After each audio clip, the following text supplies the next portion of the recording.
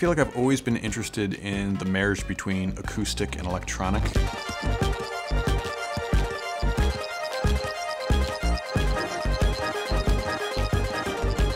It's really more about the sounds and the way the sounds play off of each other and the characteristics of the sounds and how they relate to each other in a very kind of absolute way, as opposed to having a more conceptual model. I feel like I've been kind of hunting for about 10 years and just trying to accumulate an understanding about different ways of working, immersing myself in different things and assimilating it into my own style and voice.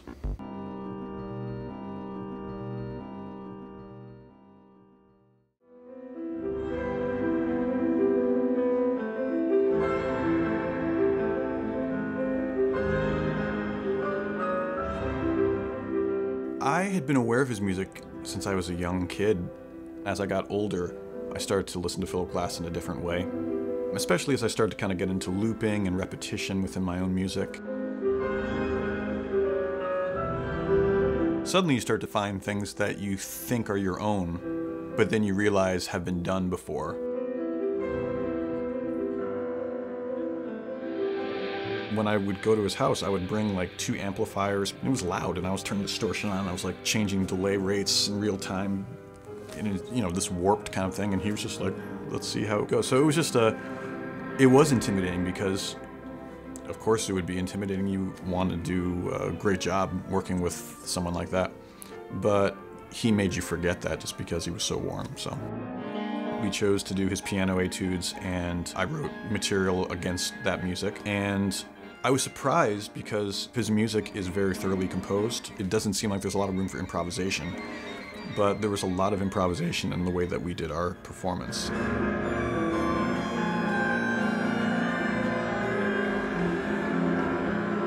It was a magical experience, not only to get a chance to work with somebody like that, but also to see how they work and to be very surprised by someone who you think you understand artistically, and then they switch something on you and you say, oh wow, okay, I didn't see that.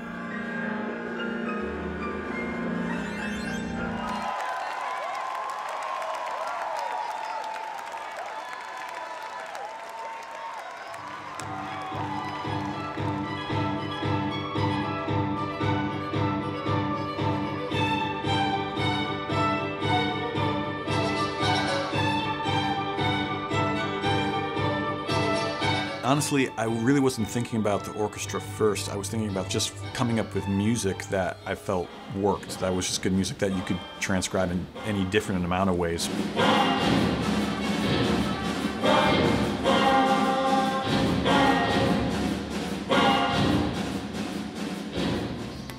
Guitar is, you know, is one of the most popular instruments in the world. Like, how could that not be incorporated into something like an orchestra at this point? I'm not really interested as a guitar player in guitar playing, if that makes sense. I'm not like a like, that's not how I play, and that's never really how I played. I've always played a lot more neutrally. It's like very unsexy and very literal in a lot of ways.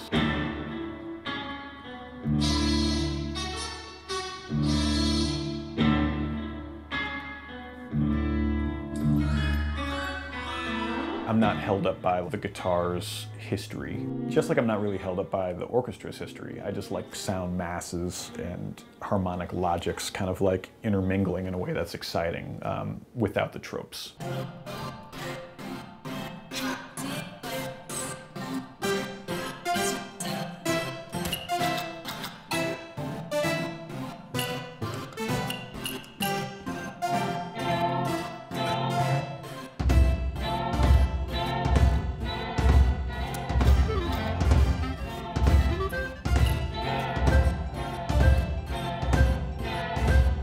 There aren't too many groups that have not only the technical ability, but also the insight into the reference points where I'm coming from.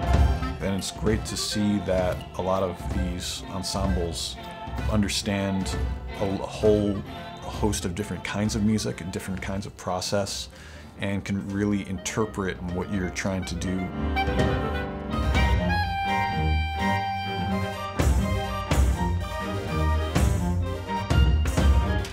these groups that I've worked with, I would have never thought to have come up with that instrumentation for myself if I was just doing any piece that I would want to do. So with that limitation, you think, okay, well, how can I bring myself to this, this setup, this framework?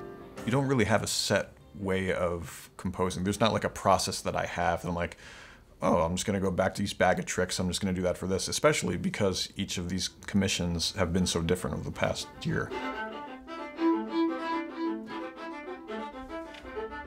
The thing that is exciting to me about the Alarmal sound piece is the idea of inserting a kind of X factor into something that is very easy to understand. For instance, you have this rhythmic gesture that happens throughout the entire piece. There's like 6 to 8 notes together, and every time those 6 to 8 notes happen, there's a dotted 8th and a 16th. And that dotted 8th and 16th keeps cycling all the way through those 6 8 notes by 1 note each time. So it just creates this constant stumble throughout the piece. So it's like it's just like this weird effect that it just keeps tripping you up.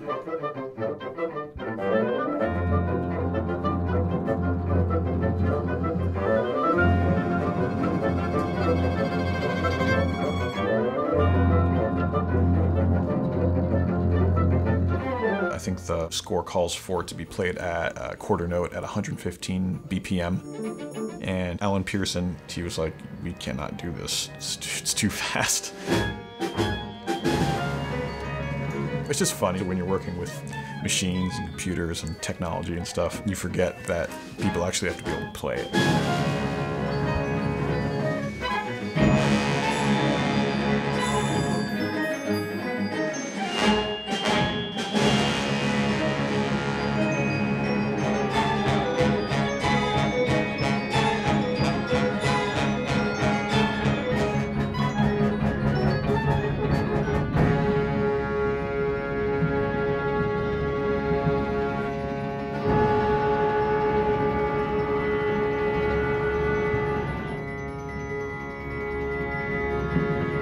If I had the ability to just like constantly revise in rehearsal, that'd be great, but you gotta kind of just go there and kind of work with what it is at that point. That might be kind of cool, yeah, with the oboe and bassoon runs kind of happening, and then like really like explosive. You always learn something. I've never gone to a rehearsal where I didn't say, oh, okay, that's cool that that worked. Oh, that's interesting that didn't work. I wonder how I can reapproach that.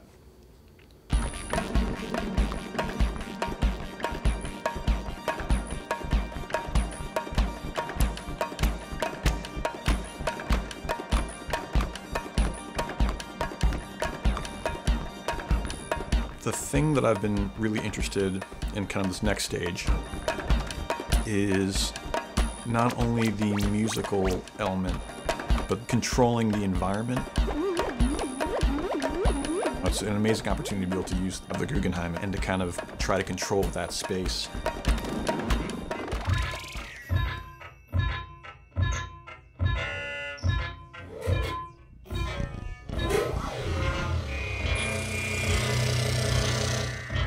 When I think of modular synthesis, there's something that's organic and kind of confounding about that instrument that is so obviously not a computer. I knew it was going to feel really visceral in the way that it would work with these acoustic kind of percussive instruments. There was no real roadmap for a piece like this, so you're just kind of like feeling in the dark as far as how it could work. The thing is that all of it was through composed. The way it worked was we have a computer, essentially Ableton Live, sending a score that I had written translated into MIDI, and those MIDI notes were being sent to both my modular synthesizer and Ben Vida, who also played with me that night. And then the percussionists had click tracks in their ears and were playing exactly against the music I wrote for the modular synths. The thing that's indeterminate is the way these modular synths read that MIDI. You were like sculpting the pre-composed material. It's all about routing, like how you want one thing to affect the next. And when you start thinking about music as different components affecting something else, it's really exciting because it's just like an endless puzzle of possibilities. This model synthesizer is unique to me because I handpicked each one of these oscillators and filters and sequencers and stuff. I'm a very technicolor kind of person as far as things that excite me, and the spaghetti wires and everything. It's just so fun.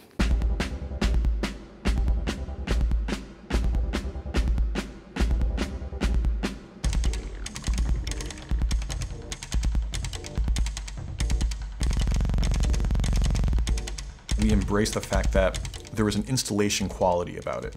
You didn't have to be completely engaged from point A to point Z of the show. You could kind of immerse yourself in it when you wanted to, then you could kind of pull out and just kind of look around the room and see how the lights reflected against the rotunda.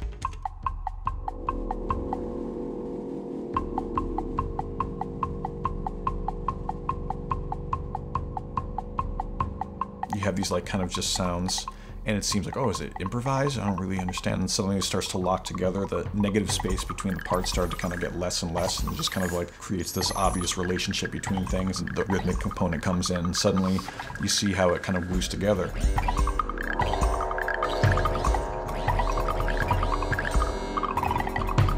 And then, you know, as the piece would go on, the negative space between the parts would start to open up again. And in that moment, some people might be less willing to engage that.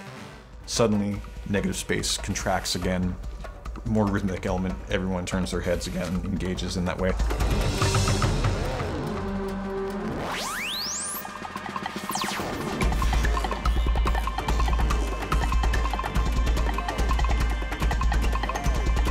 It feels like constantly growing as an artist and shifting what you're doing, evolving what you're doing. That's kind of what it's been for me, and I'm very lucky to have had the opportunities that I've had, and I'm looking forward to continue growing.